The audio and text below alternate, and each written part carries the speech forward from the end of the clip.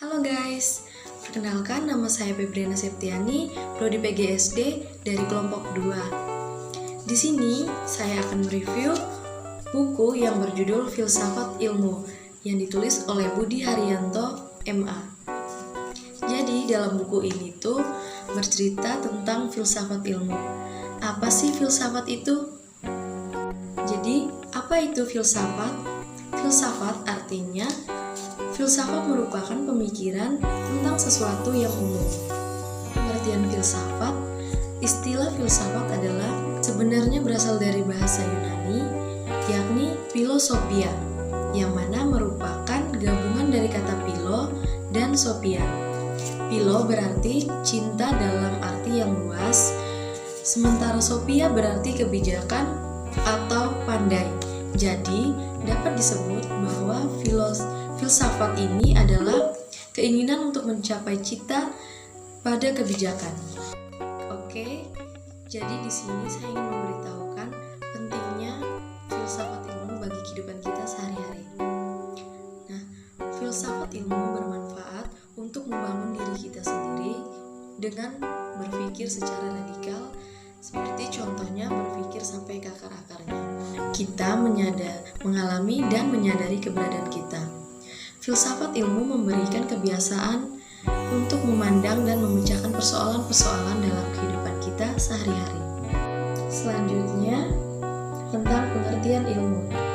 Pengertian ilmu berasal dari bahasa Arab yaitu alima yang berarti pengetahuan. Ilmu adalah pengetahuan, namun ada berbagai macam pengetahuan, seperti pengetahuan biasa dan pengetahuan ilmu. Pengetahuan biasa adalah pengetahuan keseharian yang dapat dari berbagai sumber bebas dan belum tentu benar atau berdasarkan kenyataannya. Sementara pengetahuan ilmu adalah pengetahuan yang udah pasti, eksak, berdasarkan kenyataan yang sesuai sudah terjadi seperti kenyataan itu sendiri. Jadi, di sini saya akan memberitahukan bahwa filsafat memiliki 12 cabang ilmu filsafat. Yang pertama ada etika. Etika adalah cabang filsafat yang berkaitan dengan pernyataan mengenai apa yang benar dan apa yang salah. Seperti contohnya saat kita berhadapan dengan peluang untuk berbohong atau jujur. Kita bisa merenungkan nilai-nilai etika seperti kejujuran, integritas, dan keadilan sebelum mengambil keputusan. Yang kedua, ada metafisika. Metafisika adalah cabang filsafat yang berurusan dengan pernyataan tentang hakikat eksistensi dan alam semesta. Hal ini bisa membantu kita memahami bagaimana pandangan dunia kita akan membentuk nilai-nilai dan tindakan kita pula. Yang ketiga, ada epistemologi. Cabang ilmu filsafat ini mempertanyakan sifat pengetahuan dan cara kita memperolehnya. Dalam kehidupan sehari-hari, kita sering menghadapi pertanyaan tentang apa yang kita tahu dan bagaimana yang kita tahu. Misalnya, kita bisa merenungkan apakah itu benar atau salah, sesuatu atau hanya memiliki keyakinan, dan bagaimana kita dapat membedakan antara informasi yang benar atau salah. Yang keempat, ada estetika. Estetika adalah cabang filsafat yang berkaitan dengan keindahan, seni, dan apresiasi. Dalam kehidupan sehari-hari, kita sering membuat penilaian tentang karya seni, musik, film, atau bahkan lingkungan di sekitar kita. Pertanyaan-pertanyaan estetika dapat membantu kita memahami mengapa kita menganggap sesuatu sebagai indah atau mengapa kita menikmati seni tertentu. Yang kelima ada logika. Logika adalah cabang filsafat yang mempelajari pemikiran yang baik dan argumentasi yang benar. Dalam kehidupan sehari-hari, pemahaman tentang logika dapat membantu kita menjadi pemikir yang lebih kritis ketika kita berdebat atau membuat keputusan penting. Kita dapat menggunakan prinsip-prinsip logika untuk memastikan bahwa argumen yang kita beri itu kuat dan berdasarkan pada premis atau ide yang benar. Kegunaan logika dalam kehidupan sehari-hari ini tentu akan memperkuat nilai-nilai kehidupan yang kamu tanamkan. Yang keenam, ada filsafat politik. Filsafat politik berurusan dengan pertanyaan-pertanyaan tentang pemerintahan, keadilan, kebebasan, dan hak asasi manusia. Dalam kehidupan sehari-hari, kita dapat merenungkan nilai-nilai politik kita dan bagaimana kita berpartisipasi dalam sistem politik untuk mencapai tujuan-tujuan yang kita yakini. Yang ketujuh, ada filsafat agama. Filsafat agama berfokus pada pertanyaan-pertanyaan tentang keberadaan Tuhan, agama, dan keyakinan spiritual. Contohnya dalam kehidupan sehari-hari, orang sering berpikir tentang aspek-aspek ini dalam konteks spiritualitas mereka, dan filsafat agama dapat membantu mereka merenungkan lebih dalam tentang keyakinan mereka. Bagaimana sih cara berpikir filsafat?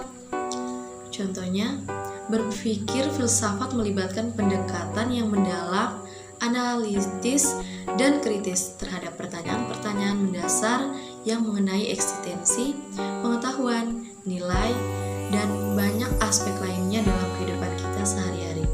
Jadi di sini aku ingin menjelaskan tentang beberapa cara untuk berpikir filsafat sesuai yang di buku yang aku baca. Mulailah dengan yang pertama, pilihlah pertanyaan atau topik filsafat.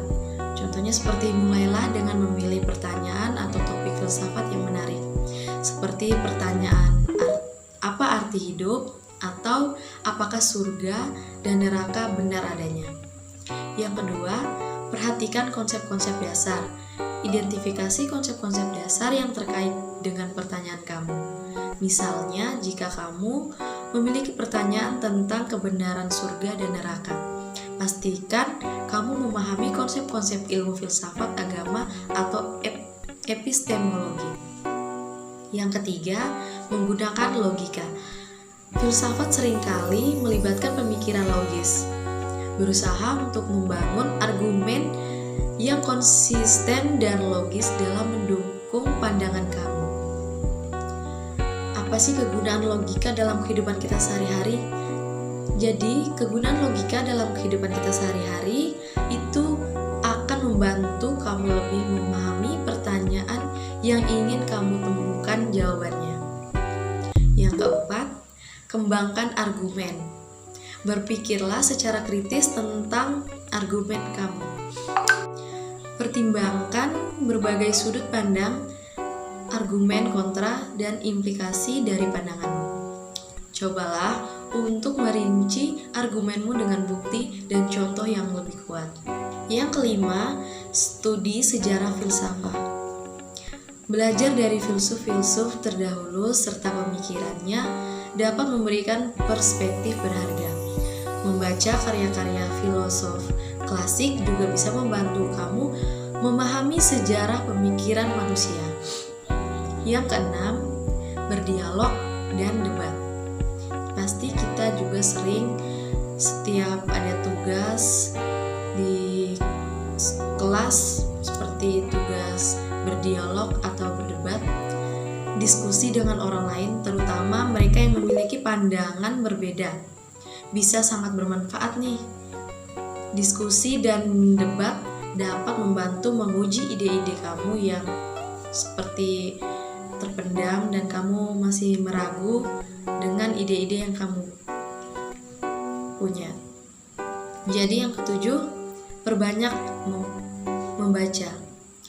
Membaca karya-karya filsafat modern dan kontemporer akan membantu kamu memahami perkembangan pemikiran filsafat saat ini loh. Terkadang kamu juga bisa meluangkan waktu untuk membaca tentang topik-topik filsafat yang diamati. Yang kedelapan, pemikiran dan pengalaman pribadi kamu. Seperti Berpikir filsafat seringkali melibatkan pemikiran pribadi. Cobalah untuk memahami bagaimana pertanyaan filsafat ini berkaitan dengan pengalaman pribadi dan pandangan duniamu itu sendiri. Yang kesembilan, terbuka terhadap perubahan. Filsafat seringkali membawa kita ke pemahaman yang baru dan perubahan pandangan kita. Jadilah terbuka terhadap kemungkinan bahwa argumen kamu dapat berkembang atau berubah seiring dengan perkembangan zaman. Kesepuluh, teruslah berlatih. Seperti keterampilan lainnya, berpikir filsafat memerlukan latihan terus-menerus agar kita bisa.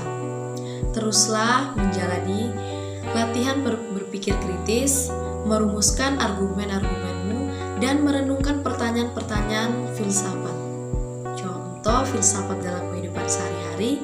Penerapan filsafat dalam kehidupan sehari-hari membantu kamu menjadi pemikir yang lebih kritis, sadar dan bertanggung jawab. Penerapan ini akan membuat kamu mengambil keputusan yang lebih baik sesuai dengan prinsip yang kamu pegang. Oke, setelah aku mereview buku ini tentang filsafat ilmu, ada satu kesimpulan. Jadi kesimpulannya yaitu filsafat ilmu merupakan cabang filsafat yang membahas tentang ilmu. Tujuan filsafat ilmu itu sendiri adalah mengadakan analisis mengenai ilmu pengetahuan dan cara bagaimana ilmu pengetahuan itu diperoleh. Jadi, filsafat ilmu adalah penyelidikan tentang ciri-ciri pengetahuan ilmiah dan cara untuk kita memperolehnya. Sekian video review tentang buku filsafat ilmu dari saya. Saya ucapkan terima kasih. Dadah.